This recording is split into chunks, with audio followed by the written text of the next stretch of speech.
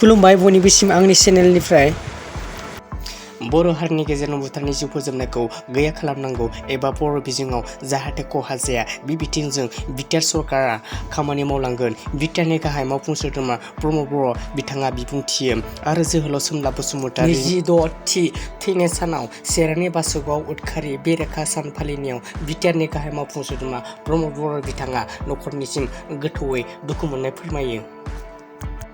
थारैनो मानि जाहोनाव सिखाव खावो?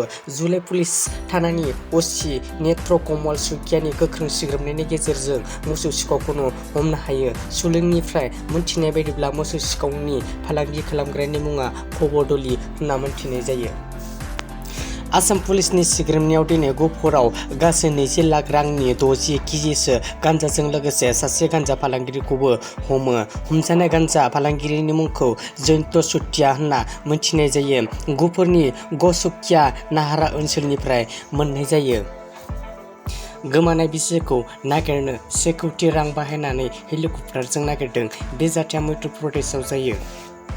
जेराव लैथोमा रुगुंआव बिसिजों गावसोरनि नैथि जुलिनि बोसोरारि फालिनो थाङो। श्रीनिवास राव मुंनि सासे हौवाया लैथोमा रुगुंआव बिसिजों लासै लासै थांबाय थानाय समावनो हरखाब गावनि अनजालि बिसि सुप्रिया गोमायो।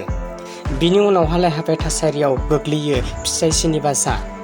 लोगो लोगोनो गावनि बिसिनि गोमानायनि सायाव पुलिसनो खौरां हरनाय बायदिनो पुलिसआ आइजोखौनो लैथोमा साखाथियाव सान-हर नागिरो।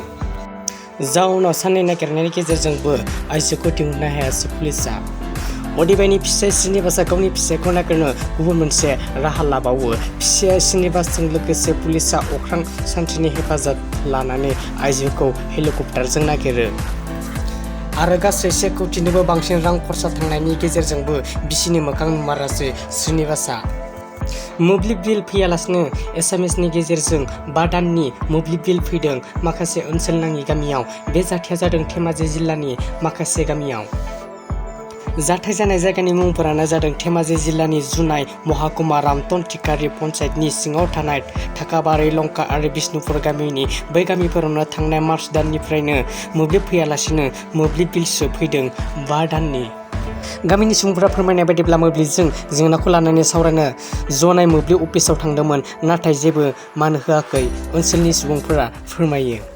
बेखौनो लानानै धेमाजि जिल्लानि जी.एम.एस.एनि आफादगिरि हिमाकान्त दैमारी आरो ओनसोलनि सुबुंफोरा मोब्लिब बिफानखौ गोख्रों रावजों सोंखारिदों।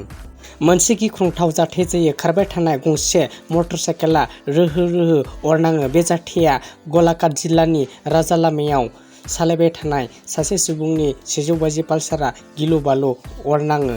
बे जाथाया ओनसोलनि सुबुंफोरखौ सोमोनांहोयो। जाथायजों थुंगिनांनाय सालायग्रानि मुंखौ भाबेश खाटवार होनना मोनथिनाय जायो। लोगोफोर, दिनैनि माखासे मोजां गाज्रि खौरांफोरा बेखिनिल'मोन। आं दिनै भिडिअखौ बेखिनियाव दोनथ'नाय जाबाय। नोंथांमोना आंनि चेनेलखौ दासिमबो साबस्क्राइब खालामाखैब्ला अननानै प्लिज साबस्क्राइब खालामना लादो। Thanks for वाचिं।